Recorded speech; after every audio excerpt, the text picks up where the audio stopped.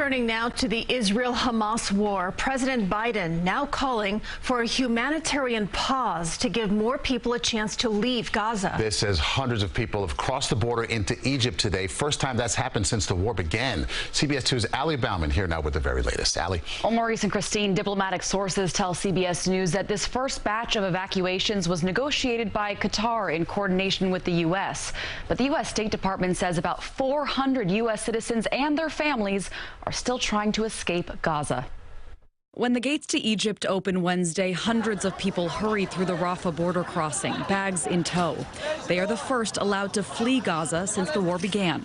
Some are critically injured Palestinians, but most are foreign passport holders, including a handful of Americans. More are expected to leave Thursday. This is the result of intense and urgent American diplomacy with our partners in the region. American aid worker Ramona Akumura is among the chosen now in Egypt. We finally got text messages from her as she was passing from Gaza into Egypt, and we were so incredibly relieved. She, along with Paul Preston's wife, have been waiting to come home since October 7th. She's, I think, going to be arriving in Cairo fairly soon. But for every person allowed to pass, there are many more stuck in Gaza, including U.S. citizen Fatih Abu al-Hassan. No water, no food, no shelter, nothing. More humanitarian aid for Palestinians is now heading into Gaza through the Rafah crossing, though health officials say it's a drop in the bucket. Hamas said another Israeli airstrike hit the Jabalia refugee camp this morning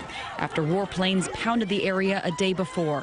The Israeli Defense Forces says it killed a senior Hamas commander and several militants. But civilians, including children, are among the dozens who died, according to Hamas health officials. CBS News cannot independently verify those numbers.